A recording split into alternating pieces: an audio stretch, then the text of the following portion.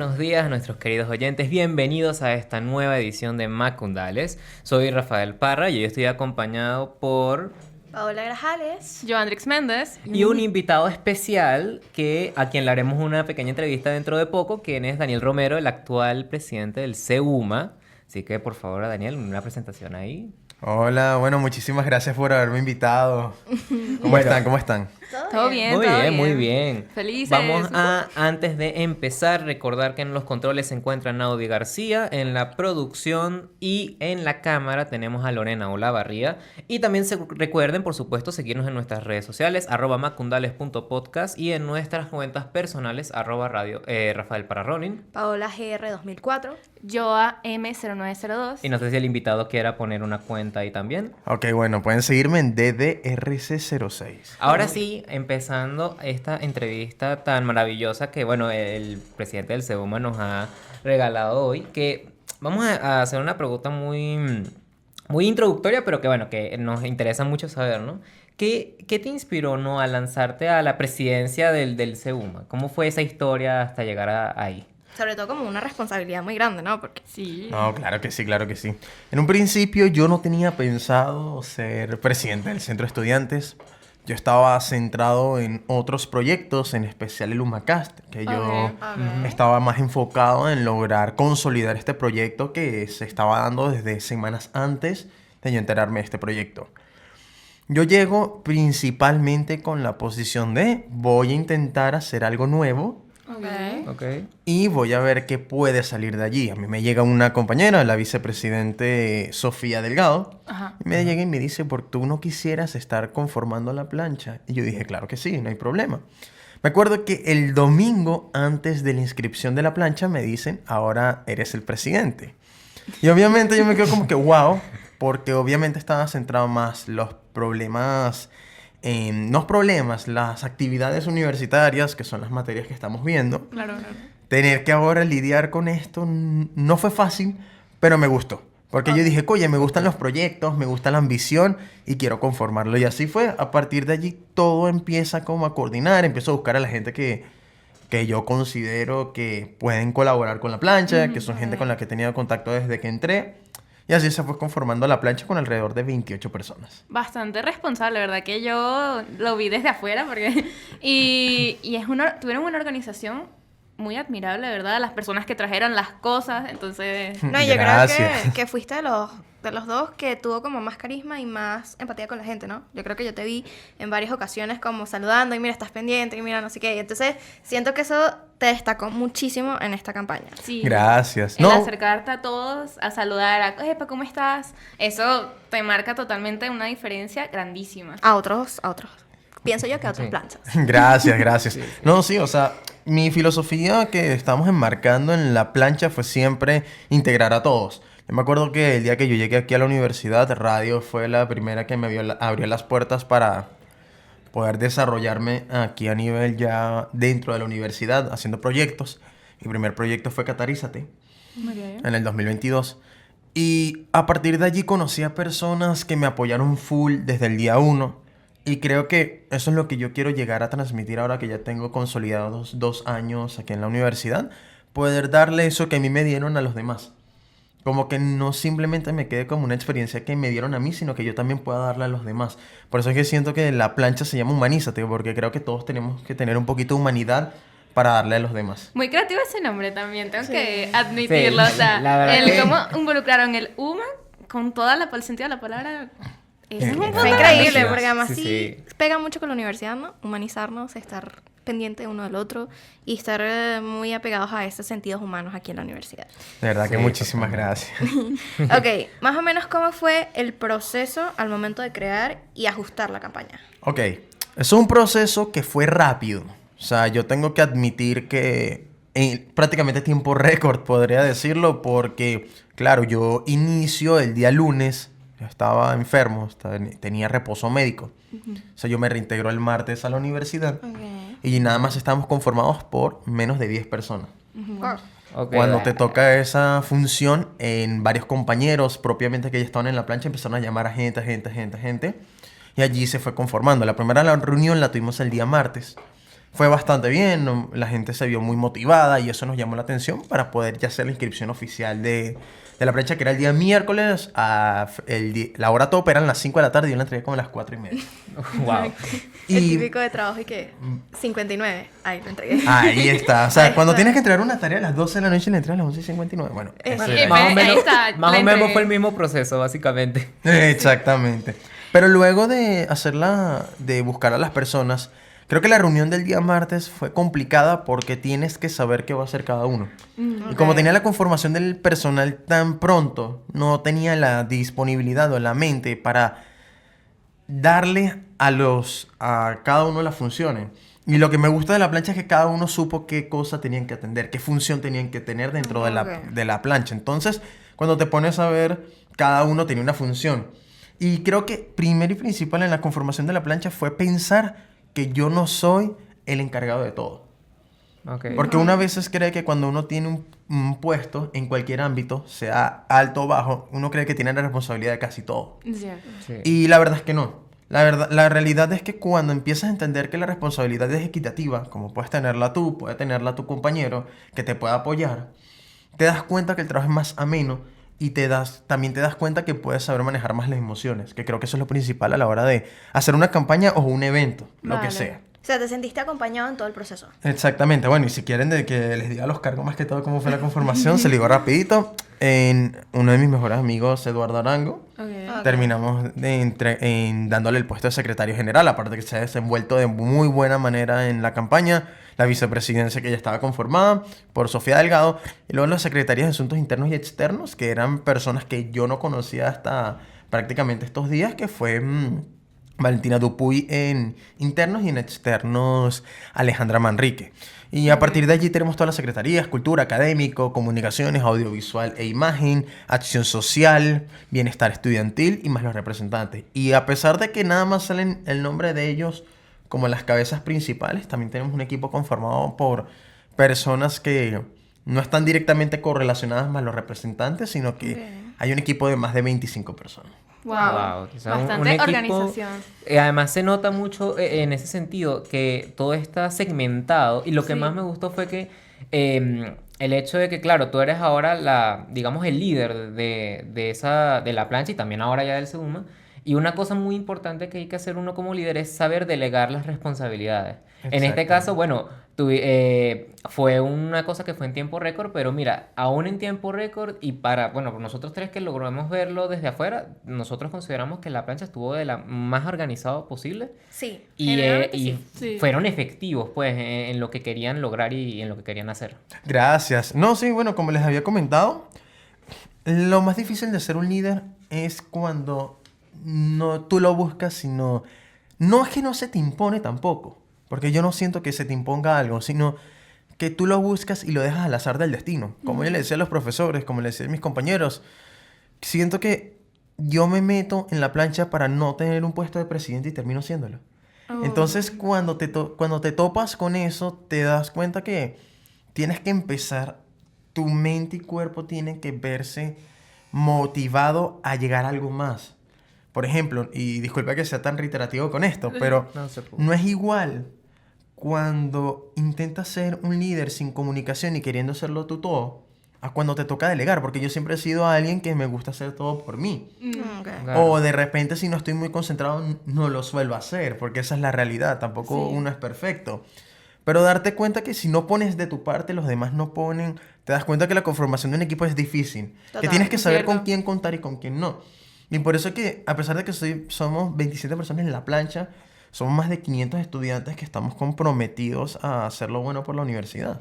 No solamente hay que quedarnos con quién apoyó, quién no, sino quedarnos con que, oye, todos somos iguales. Y todos queremos una mejor universidad. Exacto, todos somos estudiantes, no todos somos iguales, todos somos estudiantes.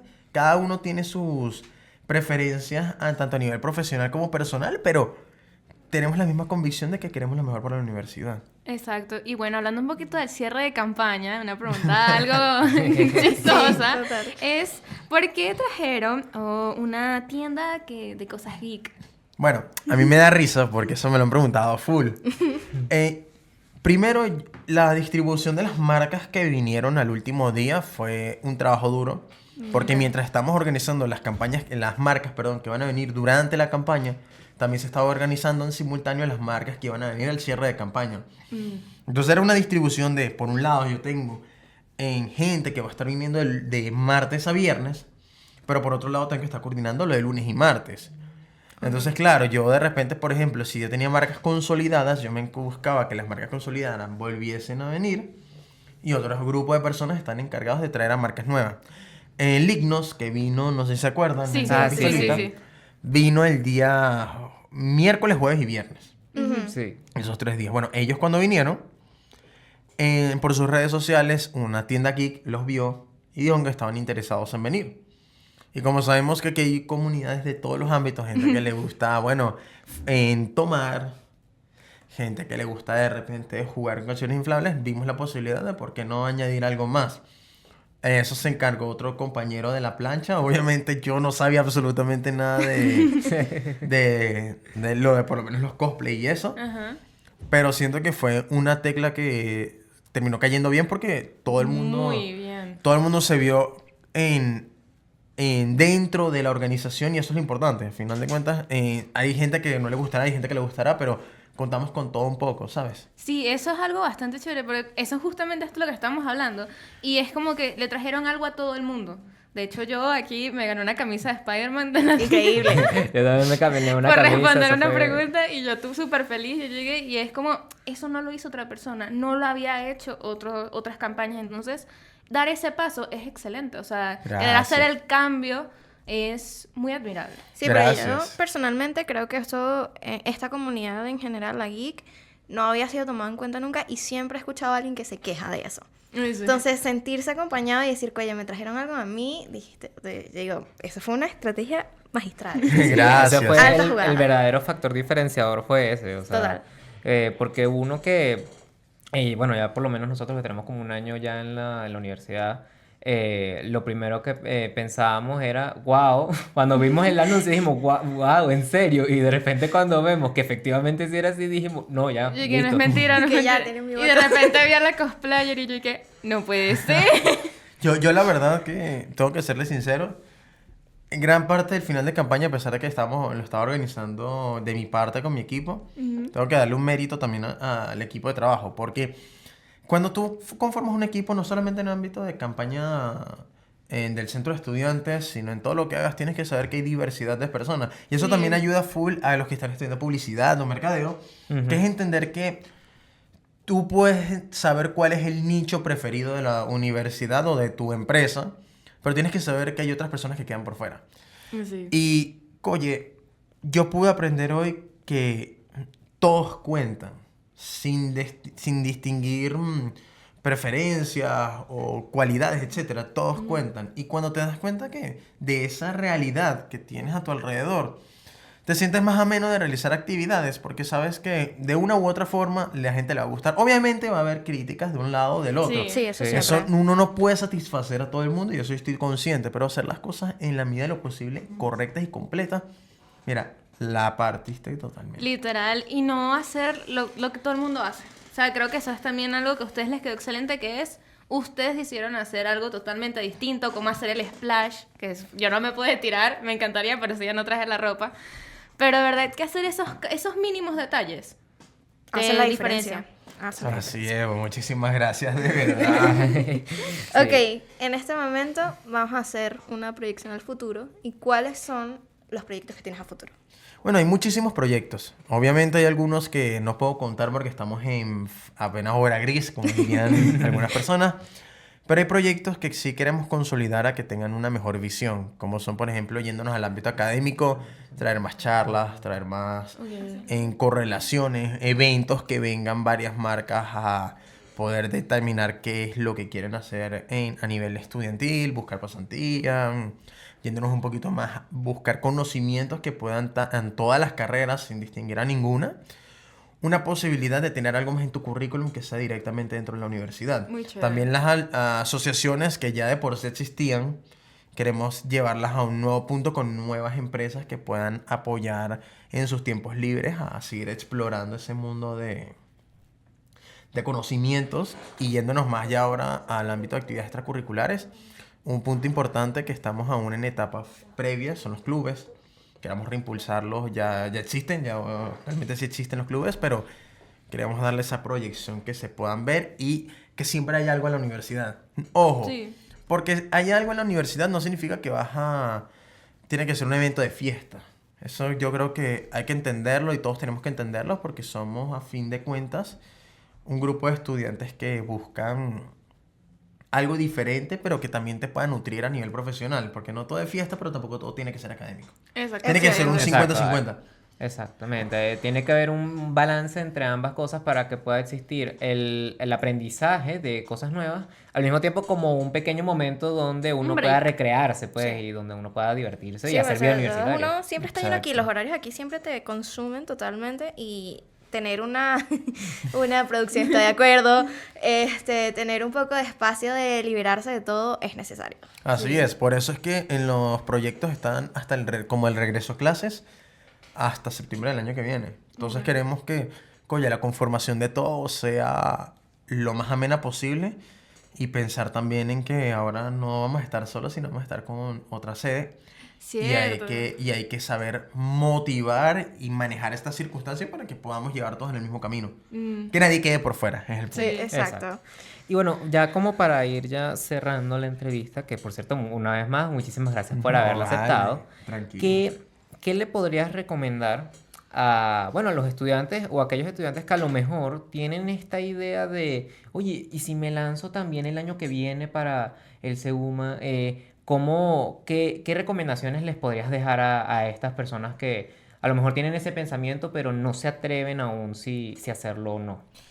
Primero y principal, hay que aprender a buscar y encontrar la fortaleza personal de cada uno. O sea, ya yéndonos no tanto a los demás, sino personal, la fortaleza. Muchas veces nosotros tenemos miedo, no queremos hacer las cosas porque nos da ese pánico. Pero si tienen la convicción de hacer una campaña, hay que entender que estás hablándole a toda la universidad. Es un compromiso que puedas asumir y que se debe asumir de muy buena manera, de manera proactiva. Pero también es comprender que para llegar a ello tienes que primero centrarte en qué es lo que quieres, tener que ser más ameno a las personas y que confíen en el proceso de lo que estés haciendo. Nunca dudes. Yo nunca dudé de mis capacidades ni de la de mi equipo de trabajo. Entonces, es entender que si tú eres capaz de hacer algo, créelo hasta el último momento y créelo así ganes o pierdas, créelo siempre. De verdad que a nivel personal esa es mi recomendación y ahora sí a nivel de organización, oye, estructurarte de buena manera, ser proactivo y no ceder ante lo que te puedan decir los demás, ante los 1001 problemas que tengas durante la campaña, que si una marca no te respondió, que si que no pudiste organizar el evento que tanto querías, sino resolver. Y eso te va a dar primero una madurez mental para futuro, ya cuando te toque ir a la vida profesional. Y segundo, que también te va a ayudar a organizarte de buena manera y saber resolver problemas. Porque a fin de cuentas, a ti te contratan en un trabajo o que eres una empresa porque sabes solucionar problemas. Eso Es es cierto, correcto. Eso es totalmente correcto. Y cuando ya tú ves que logras hacerlo, créeme que no es que te sientes invencible, sino te sientes más cómodo y más tranquilo porque sabes que aunque tengas 1000 problemas, sabes que lo vas a resolver. Eso es correcto. Eso es totalmente cierto. Eso es completamente Un excelente mensaje a todos nuestros oyentes. De verdad que muchísimas gracias por la entrevista de No, hoy, vale, Daniel. tranqui. Y bueno, puedes decir tus redes antes de irte. Bueno, recuerden que pueden seguirme en @ddrc06. Pueden seguirme por ahí, aunque no subo casi nada de redes sociales, la verdad. Soy una persona muy El detrás de reservada. escenas. Exacto, soy muy reservado en redes. Me gusta, bueno, a veces sí salgo, una salida, no sé, una fotito, pues. Pero sí, ya, también recuerden que pueden seguir al Centro Estudiante Sí. por supuesto. Eso me en parece. Instagram, como SEUMA. Y también pueden seguir a nuestra plancha en plancha.humanízate, que ahí vamos a seguir sacando contenido hasta que, bueno, ya prácticamente no haya más contenido de todo lo que fue la semana de campaña. Y bueno, espero que les haya gustado muchísimo toda la campaña, que hayan disfrutado también tanto de Suma, que fueron la otra plancha, como Correcto. Humanízate de todos los eventos. Y bueno, que el año que viene ya haya gente motivada también por dar ese granito de arena. Muchísimas Bueno, gracias. muchísimas Daniel. gracias. Y regresamos con Macondales. Esta vez vamos a salirnos un poco de las categorías y vamos a entrar a un mundo de misterio. Hoy vamos a traer 3 casos distintos y vamos a escuchar primero a Rafa con su caso de Tía Sharp. Sí es, este caso ocurrió en Londres. Era sobre una niña de 12 años llamada Tia Sharp, quien vivía con su madre y con sus 2 hermanos en Londres, una localidad de por allá. Ella se llevaba bastante bien con su madre, de hecho eran casi mejores amigas. Y digamos que su madre tenía una pareja en ese momento que en una ocasión, cuando la tía tenía como unos 8 años, se llamó a servicios sociales en la ciudad en Londres, perdón, porque supuestamente la pareja de la madre se le habían encontrado sustancias ilícitas y por consumo de marihuana, básicamente. ¿Qué ocurrió? Eso no pasó a mayores, al parecer eso fue solamente un malentendido, pero este tipo de intervenciones de las autoridades a la familia de Tia Sharp, digamos que no era algo muy extraño. ¿Qué pasa? Por supuesto, una de las personas con las que mejor se llevaba Tía era con su abuela, quien estaba de pareja con quien... Ok, esto va a ser un poquito raro. La abuela de Tia Sharp Ok. estaba de pareja con el que antes era el ex de su mamá. Wow. Ya va. Otra vez. O Me sea, perdí. el ex de su mamá, el anterior a la actual pareja de la mamá de Tia Sharp, Ok. se separan ellos dos y él se queda o se empareja con la mamá o sea, con la abuela de Tia Sharp, básicamente. Bueno, todo queda en Wow. familia. Wow. Sí, o sea, fue como que, bueno, mamá, yo lo pruebo y tú lo pasas.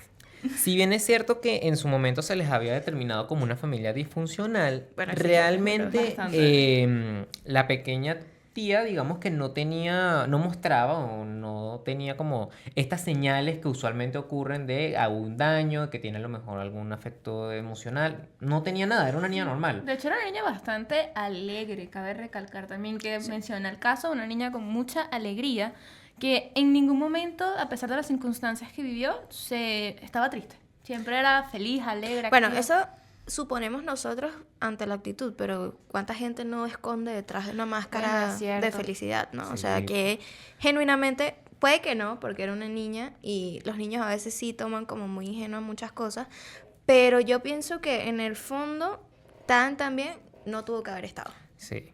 Bueno, continuando un poquito con el relato, algo que hay que destacar, por supuesto, es que la actual pareja de la abuela tenía ya un récord criminal de robos menores, digamos que crímenes menores en Ok, su totalidad. No vale. era algo muy grande, pero definitivamente él había estado en la cárcel por una cantidad de tiempo por algunos delitos que cometió. Por supuesto, él sale en libertad. Realmente él como persona y además con Tía, porque además Tía se llevaba muy bien con su abuela y ella adoraba estar en casa de su abuela, por supuesto tenían que socializar.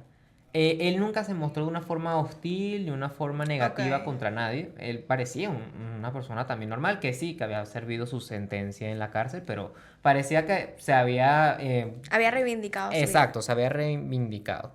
Algo también bastante triste de la historia es que esta persona, la pareja de la abuela, tenía una historia de casos de abuso de menores. A él lo habían abusado de pequeño.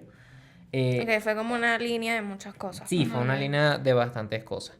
Pero bueno, el punto es que el caso comienza oficialmente el 1 de agosto de 2012, Ok. donde Tía le escribe a su abuela para pedirle si se podía quedar en su casa un fin de semana. Y todo, la abuela le dijo sí, porque el novio que, vuelvo y repito, se llevaba bastante bien con la pequeña, le dijo, perfecto, yo la cuido, porque su abuela trabajaba todo el día. O sea, en sana confianza la dejó Sí, con él. en toda Ok. completa confianza lo dejó ahí. El 2 de agosto, Tía llega a la casa de sus abuelos y pasa el día con Stuart, que es el nombre del novio de la abuela. Y nada, pasan todo el día, todo chévere, maravilloso. ¿Qué pasa? Hay un momento donde de repente, cuando la abuela llega ese día en la noche, Tía no está. No se encuentra en la casa por ningún lado. El único que está ahí es el novio. Raro, pero bueno, lo intentan llamar. Y resulta que cuando la llaman, el teléfono de Tía seguía en la casa, pero Ok. ella no. Entonces empieza un poquito como la sospecha porque nadie sabe realmente dónde está. El novio de la abuela le había dicho que fue con una amiga a un centro comercial, Sin pero llevarse el celular. no, y sin llevarse el celular y con 12 años además, en un centro comercial ahí en... Bueno, pero ponte tú que hay papás que a veces las dejan y... Bueno, no sé, es que sí es una dinámica distinta porque tú piensas aquí y tú a veces te vas con tus amigas cuando estás en bachillerato, pero no sé si la dinámica es Sí, distinta, ¿sabes? exacto. Pero bueno, con el tiempo, por supuesto, esto es un caso que alerta a las autoridades. Empieza la búsqueda por la pequeña. Su madre, por supuesto, desesperada, empieza a buscarla también, junto con el abuelo, con la abuela y el novio de la abuela. No hay mucho, no parecen encontrar nada realmente. Supuestamente un vecino que estaba al lado de la casa de la abuela dice que la vio salir con una amiga efectivamente, pero no se confirma. Revisaron las cámaras del centro comercial al que fueron y por ningún lado aparece que ella estuvo ahí. Todo es muy, muy confuso porque no parece haber prueba tangible de que o ella salió de la casa o se fue con alguien, nadie lo sabe. Stuart termina dando una entrevista que extrañamente para los investigadores, por supuesto que lo tenían fichado a él por su pasado criminal de que posiblemente él era el culpable, Ok. ellos revisan la entrevista y se empiezan a dar cuenta de cosas muy raras. Porque primero empieza a decir detalles que nunca se dijeron, o sea, cosas que no tenían nada que ver. Su lenguaje corporal se le notaba muy nervioso, parpadeaba demasiadas veces y además de que mucho de lo que decía era muy exagerado. O sea, Ok. eran cosas que los investigadores que tenían el caso dijeron, pero esto no es verdad, o sea, ¿de qué está Esto no tiene hablando? sentido. Exacto. Lo que estaba haciendo básicamente era que decía partes de verdad y unas partes que eran inventadas y luego ponía otra parte de verdad. De esa manera, digamos que mucha gente no se percató, pero los investigadores, al analizarlo corporalmente, el testimonio, todo eso, dijeron, esto está raro. Pasa que eso es una técnica de manipulación donde alteras la verdad, pero con unas partes de la realidad. O sea, esto es para que no se note en las partes donde mientes, no se note... No sea tan obvio. Exactamente, Exacto. porque te estás contando lo que sí pasó. Y creo que uno de los casos es que él dice, no, sí, es que yo la vi bajando las escaleras. Exacto. Luego dice otra cosa que es mentira. Y luego vuelve a decir algo que es verdad. De esa manera no se nota tanto. Aunque igual, obviamente, estamos hablando de investigadores. Gente que ha estudiado para esto y Totalmente. sabe reconocer cuando algo es mentira y cuando algo es verdad. Bueno, en total se buscó 4 veces en la casa de la abuela para ver si es que le encontraban algo. La cuarta vez fue la más exhaustiva, donde genuinamente se metieron por todos lados. Pero, Que no entiendo por qué no lo hacen desde el principio. sí, pero bueno, nada. En todo caso, las autoridades de londinenses, pues, digamos, a lo mejor se mueven un poquito distinto. No estamos del todo seguros, pero la realidad es que el caso cuenta que en la cuarta vez se intentó de una forma muy exhaustiva, pero no se encuentra nada. Entonces, ¿qué ocurrió? El 10 de agosto, ya como una semana después de que la niña estaba desaparecida, la abuela empieza a oler a algo muy mal. En su casa empieza a oler malísimo, terrible, algo como si se estuviera pudriendo. Por supuesto, ella llama a los forenses, llama a la policía y se encuentra que efectivamente el cuerpo de la niña estaba en el ático.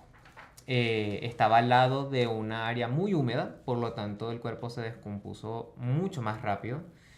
Y bueno, el cuerpo estaba sin ropa, estaba en una posición un poquito extraña. Pero bueno, ¿qué pasó? No se sabe ahora dónde está el cuerpo, pero no se sabe quién lo hizo. Lo interesante de este caso es que aún a día de hoy no ha habido sentencia directa de quién lo hizo. Se tiene la sospecha aún más grande porque se consiguió una memoria SD con unas cuantas, digamos, Cosas evidencias muy explícitas. turbias que lo vinculaban mucho a Stuart, que él había sido el culpable y todo esto. Pero como el caso fue básicamente el año pasado, los procesos judiciales se tardan bastante, Creo así que en agosto de este año es que van a creo empezar que, con los casos. exacto, creo que en agosto de este año van a empezar con el juicio ya directamente para determinar si Stuart fue o no fue el culpable. Sí, eso es lo triste, que muchos de estos casos no es hasta mucho tiempo después que se descubre la verdad y, bueno, termina la persona que cometió el crimen pagando, pero Y ese tiempo que la persona no... No, y que te das cuenta que hay mucha irresponsabilidad, ¿no? O sea, En muchos de los casos. tanto de las autoridades como de los familiares hay... yo pienso que uno siempre que tiene que estar pendiente de la gente, sobre todo de tus hijos, ¿no? Creo que es algo muy delicado porque no lo puedes dejar con cualquier persona aunque le tengas confianza. Sí, no, y mayoría también los próximos casos que tendremos, no solo hay estos casos, sino también familias que no cuidan bien a sus hijos. Total. Entonces, bueno. Totalmente. Bueno, esencialmente el caso de Tia Sharp llega hasta ahí, porque como bien dijimos, en agosto es cuando se va a hacer el juicio ya Fijo. objetivo de qué va a ocurrir. Entonces vamos ahora a un nuevo caso. No sé quién de las dos quiera presentar el suyo primero. ¿Piedra, papel o tijera? No, Ah, mentira. Bueno, Venga ya, venga ya. vale. Dale.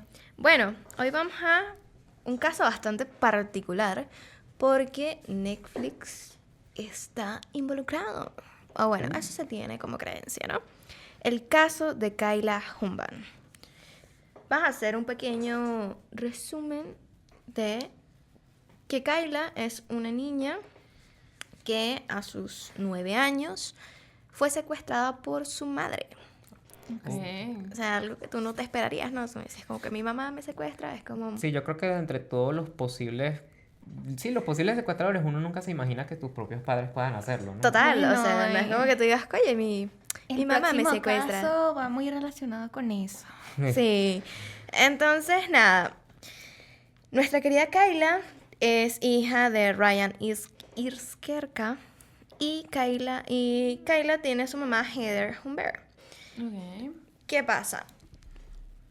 Isra es como un papá que deseó mucho a su hija. O sea, genuinamente cuando se enteró, como que no aguantaba la emoción de recibirla y de verla por primera vez.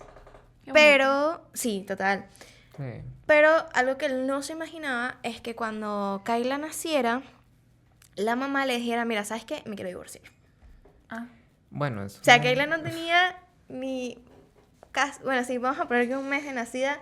Y fue como, mira, ¿sabes qué? Me quiero divorciar. Definitivamente solo eso voy a es... hacer este chiste. Ay, Angelita. No, Porque pero- eres tan coqueta, mi amor. Pero ¿A qué sonará? es que es impresionante eso, o sea, cómo te lo tomas. Estás tan emocionado y de repente, no, ya me quiero separar de ti y ya no, y no vas a ver más nunca a tu hija. Así que, No, fíjate tú que no fue tan así. No hubo ese cambio tan drástico de pareja, pero sí fue como que ellos tenían problemas. Él no se imaginó que para ella los problemas fueran tan grandes que llegaron al punto de querer separarse, ¿no? Entonces él le dijo, bueno, está bien, nos separamos, pero está en el tema de la custodia. Ustedes saben que cuando hay una separación, la custodia siempre hay un problema. Bastante delicada. sí. Total, o sea, las custodias de niños son un proceso muy largo que si los papás no llegan a un acuerdo donde los dos estén conformes, puede llevar años. El caso es que la mamá se queda con la custodia en primera instancia, pero le pone demasiadas trabas a Ryan.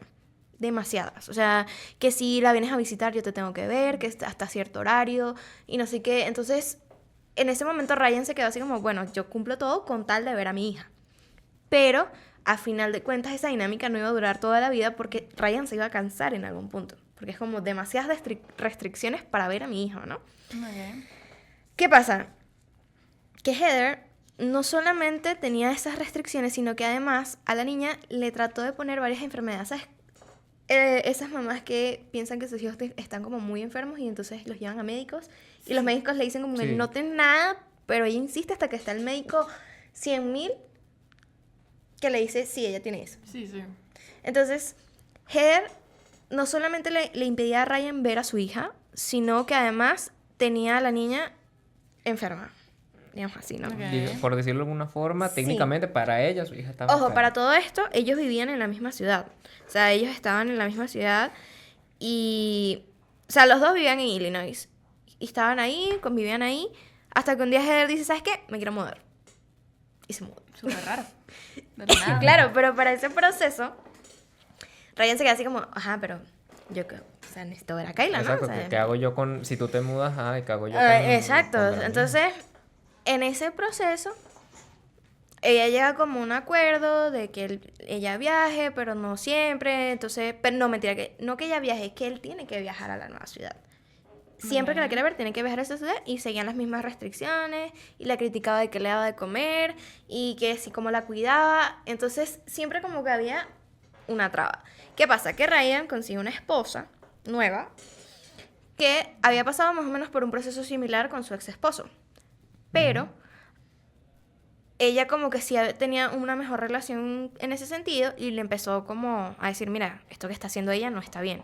Tú tienes derecho a tal y tales cosas. Bueno, Y obviamente. exacto. O sea, supuesto. no está bien que ella haga estas cosas.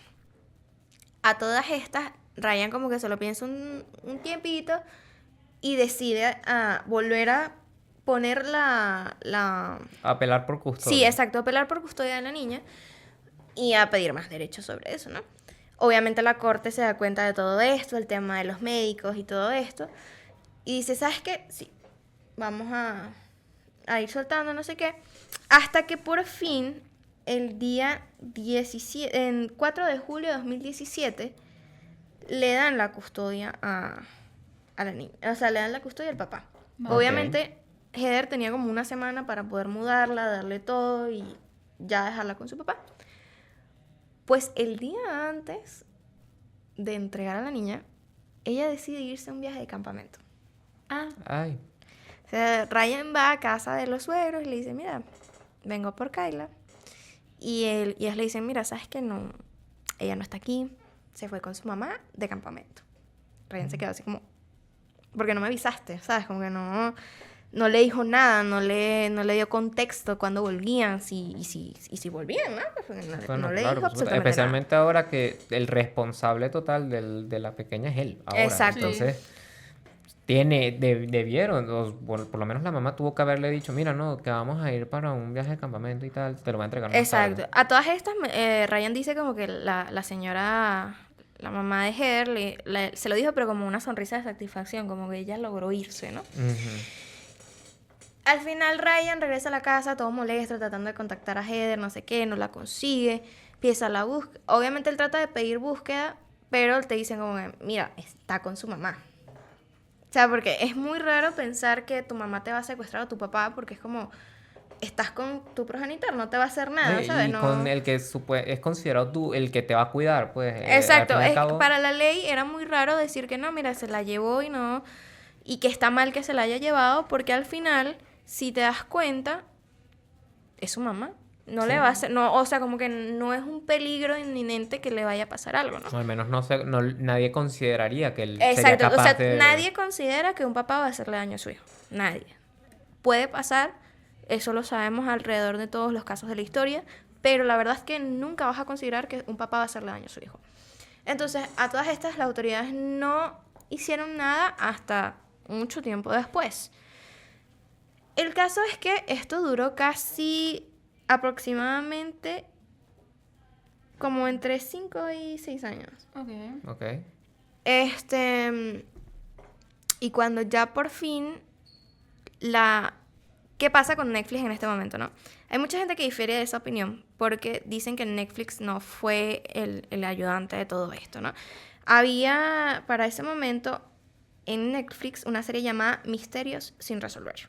Ujú. Se supone que una señora viendo Netflix vio la imagen pasar de Kyla y la reconoció.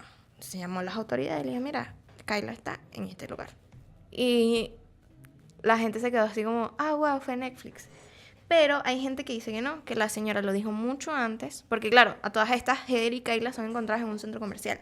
Ah, Entonces, ¿qué tan real fue la imagen de Netflix que dio eso? ¿O fue la señora que los vio el mismo? Creo que ¿sabes? fue más la señora, porque Netflix, ok, pudo pasar la imagen y ya, pero ¿quién la reconoció? Sí. Fue sí, la porque en señora. todo caso parece más una coincidencia que justamente o sea, la señora a lo mejor se las encontró en el centro comercial y al mismo tiempo estaba el episodio donde mostraron el caso de la desaparición de Kyla junto con su madre. Exacto. Pero bueno, la gente, más que todos los medios, fueron los que acotaron, porque obviamente en la serie sale Kyla, y los medios fueron los que dijeron, mira, ¿sabes qué? Kyla, la niña que se había perdido, encontrada gracias a Netflix. Entonces se quedó ese título Y todo el mundo pensó que era eso. Pero hay muchas cosas que dicen que al final no fue Netflix el aliado a conseguir a Kyla. Ok. El caso es que Kyla logra reunirse con su padre. Y sí, totalmente. Heather es apresada, obviamente, por cometer este tipo de secuestro. Porque además había perdido la custodia. O sea, era obligatorio Que le diera a la que niña. Kyla estuviera con su papá. O sea, la ley ya lo había determinado. Y después de tantos años es como... o sea, Sí, no o te sea, puedes... Claro, hubo mucha influencia de gente de Facebook. El papá había creado una comunidad y de hecho un día él subió un mensaje muy lindo donde le decía a Kyla que esperaba volver a verla y que la extrañaba muchísimo. Y gracias a todo ese apoyo y toda la gente que difundió la campaña para conseguir a Kyla, es que Kyla logra reunirse nuevamente con su padre. Bueno, importante ese caso y además de que creo que de entre los que vamos a hablar hoy es el que tiene un final feliz porque la niña fue encontrada sana y Sí, salva. de hecho sí, porque ahora viene mi momento, que es hablar del caso de Paulette Guevara Farata. Un caso que nuestros oyentes quizás alguien lo habrá escuchado. Sucedió de hecho en México. Bastante sonado. Pero vamos a hablar un poco a los que desconocen de esto, ¿no? Bueno, Paulette es una niña de 4 años que tiene una discapacidad motriz del lenguaje, es decir, que no puede comunicarse bien, le cuesta mucho, era una niña bastante protegida. De hecho, ella tenía una hermana, pero la familia tuvo que tener a dos, por así decirlo, sirvientas, para que una se encargara de una niña y la otra estuviese pendiente de Paulette, ya que Paulette se podía caer fácilmente. O sea, era muy delicada, pues, ¿no? Sí, Bastante, era una niña bastante. con Entonces, cierta como los discapacidad. padres trabajaban, no podían siempre estarla cuidando. Pero, ¿qué pasa? Entramos al mismo tema pasado, caso de divorcio. Los padres se están divorciando un poco. Bueno, un poco no, bastante. Y entonces, ¿qué sucede? Bueno, la madre llega un momento y había muchas peleas entre el padre y la madre de Paulette, donde los niños también estaban súper, tenían todo. Y bueno, un día fue una de las sirvientas a buscar a Paulette a su cuarto. Resulta que acontece que Paulette no estaba. Ok. La buscaron y la mamá, por lo menos durante 1 hora, la mamá dijo, no, esa está en el edificio. Cuando obviamente, si tú sabes que tu hija sufre de una discapacidad, tú vas a estar angustiadísima de que la niña ya esté de sola. ahí todo mal. Porque o sea, además es el hecho de que esa discapacidad es una discapacidad de tipo motriz y de lenguaje. O sea, es decir, en el camino se pudo haber hecho cualquier cantidad de daño si no la estás pendiente. Entonces, es aún más terror o pánico de, ay, Dios mío, tengo que encontrarla rápido porque se va a hacer daño. No, Bueno. y no sabes si se consigue con alguien, se tropieza con alguien y no la ayudan, no la recogen. ¿Sabes? Como que hay muchos peligros alrededor de este tipo de condiciones. Entonces, no está como muy... Está muy tomado de los pelos que Sí. no estés pendiente de eso. No, Sí. la mamá se justifica en que si ella estaba súper estresada, el padre no se encontraba en la casa, porque el padre era el que siempre estaba como más pendiente de todas. Y bueno, la niña no se encontraba, pasa muchísimo tiempo y como a las 3 horas es que la mamá dice, "Ah, no está en la casa, no está en el edificio, ¿dónde estará?" Por eso te digo, irresponsabilidad. Si tu hijo se pierde y no tiene la edad mínima... Y Tiene 4 años. O sea, tiene 4 años. Tu hijo no está en la casa. Por favor. O sea, La mínima, coge mínima. Especialmente, o sea. especialmente en este caso, porque además de ser muy pequeño o muy pequeña, tiene también una condición que la limita a nivel de movimiento y a nivel de habla, porque además ni siquiera se puede comunicar bien. Entonces es peor aún tomando todos esos factores que 3 horas después de que no sepas dónde está, es cuando tú digas, ay no, entonces hay que buscarla. Eso es... Es cónchale, una responsabilidad increíble. Totalmente. Y bueno, a las 24 horas de que en ningún lugar estaba, el padre llega a la casa, se entera de todos los sucesos, deciden llamar a la policía. Bueno, la policía empieza la investigación en toda la casa, en los edificios. No se ve a la niña ni en las cámaras del edificio, ni en las cámaras de la calle. Ningún vecino la vio. Nadie sabía. Paulette había desaparecido totalmente. No, se lo hubiese tragado la tierra. O sea. Literal. Sí. Entonces empezaron a hacer avisos y publicidades en todo México, algo que bastante a muchísimas personas en México todavía a día de hoy se sienten mal por eso, porque es que tú ibas en la calle y veías 5 vallas de Paulette. Mm. Entonces, bueno, Tras los días de que las investigaciones siguen y siguen, empiezan a hacer entrevistas en el cuarto de Paulette. Hasta este momento, el cuarto de Paulette le habían dado la vuelta, había perros, entraron perros y nadie la encontraba. Se empezaron a hacer entrevistas del caso de Paulette y hasta las sirvientas salieron culpables. Wow. O sea, se tomaron de sospecha a las Sí, propias sirvientas. Porque es que el padre no sabía nada, la madre no sabía nada, todos estaban mintiendo porque todos decían una versión de la realidad distinta. Uy. Pero es que sí, piensa tú, es un poco más lógico, pero tú, como te digo, nunca piensas que un papá le va a hacer daño a su hijo.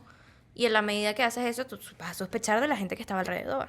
Exacto. Exacto. Especialmente una persona que se supone que su trabajo es estar 24/7 pendiente de la niña. Total. Entonces, Bueno, digamos que... después de largas búsquedas, una noche se va la luz en el edificio. Ok. De la nada se fue la luz, la policía paró un momento, empezaron a arreglar la luz en el edificio. Se comieron los cables las iguanas. Sí, Las las iguanas iguanas come come cables cables. atacan de nuevo. Bueno, resulta y acontece que al día siguiente encuentran a la niña debajo de la cama, envuelta en las sábanas. O sea, Obviamente, sin ¿debajo de vida, la cama tristemente. Debajo de o- la cama, envuelta en las sábanas. Oh. Según los casos que se dieron en ese previo momento, la niña fue envuelta, se asfixió, se quedó sin aire y, bueno, falleció. Pero, ¿qué pasa? La madre, a los días, la madre estaba súper dolida en ese momento, pero a la semana estaba en una fiesta con el nuevo novio. Ah, Porque sí, tenía un novio. Bueno, señores. bueno. Bueno, tras muchos años de no saberse qué había pasado, la madre, de hecho, la mamá de Paulette, se separó totalmente, se divorció. Y Que se bueno, fue- ese era su objetivo, pues. Sí, se Sí. fue a otro país con su nuevo novio. Sale en un libro de un investigador llamado Martín Moreno, La Verdad. Resulta y acontece que todo esto era un plan para secuestrar a Paulette y sacar dinero del padre. Dios mío. Ay, Dios. Eso es lo que cuenta este libro, que es totalmente cierto. Fueron 6 años después del caso que salió.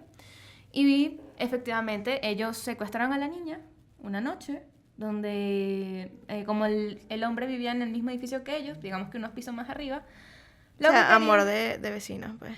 Sí, Sí. de hecho sí. Fue un- Querían tirar a la niña por el bajante de basura Dios mío. Ay, madre. para poder luego agarrarla abajo y secuestrarla y tenerla en el piso de arriba. La niña no fue así. La niña se dio muchos golpes bajando. de Bueno, hecho. que es obvio. Que la Y- basura suena cuando toca los bordes de la cosa. O sea, Bueno, eso no lo pensaron, la niña falleció y la madre a día de hoy se sigue buscando porque no ha cargado con los cargos. Y no se sabe, está totalmente perdida. O sea, está en la fuga, pues. Sí, ahora el padre sí sigue pidiendo que se encuentre porque quiere, No, quiere bueno, la justicia. de yo su creo, o sea, es muy lamentable ver que una madre vea a su hija como una herramienta de dinero y no como el amor que debe sentir una madre. O sea, hijo. Bastante. es muy lamentable ver cómo padres utilizan a sus hijos como herramienta para sus otras Y parejas. es muy fuerte porque es justamente la persona que si tienes una lista de personas que le pueden hacer daño a tu hijo, es la que está en lo último, lo último, lo último. Total, es que- Y pensar que llegan hasta ese punto de... De maldad. Sí, de maldad y de desconexión con tu su hijo. alrededor, de pensar solamente por sí mismo y decir, bueno, yo voy a sacar plata de esto. Cabe y- resaltar que la otra hija se quedó con el padre, obviamente. Bueno, por Ya no, supuesto. sí, La gracias a mamá de Dios. todos modos cuando se fue tampoco fue como que le dio mucha importancia a la segunda niña, dejó a la niña con el papá y ella se fue con el nuevo novio. Pero bueno, este Macundales esperamos que le haya gustado, Macundales muy diferente, Sí, un poco muy- más misterioso y bueno, ya próximamente traeremos más. Sí. Pero está llegando nuestro momento final. Sí, así es. Eso, pues, ha sido todo por hoy. Recuerden, por supuesto, seguirnos en nuestras redes sociales, @mancundales.podcast en Instagram y en TikTok, y en nuestras cuentas personales, @RafaelParraronin. @PaolaGR2004. @JoaM0902. Y una gran, digamos que felicitación, o no felicitación, sino más bien reconocimiento a nuestros controles Naudi García Gracias, y a Naudi. nuestra Te cámara y queremos. productora Lorena Olavarría. Lore. Los queremos mucho. También, ya va, recuerden, tenemos que dar las gracias a Radio Uma por prestarnos sus instalaciones. Claro que sí. Y al profe Roberto. al profe Roberto Ruiz, quien es el director de Radio UMA que nos ha permitido este espacio para este programa. De cierre con Alec Benjamín y nos veremos en el siguiente programa de Macundales dentro de la siguiente quincena. Hasta la próxima. Hasta la próxima.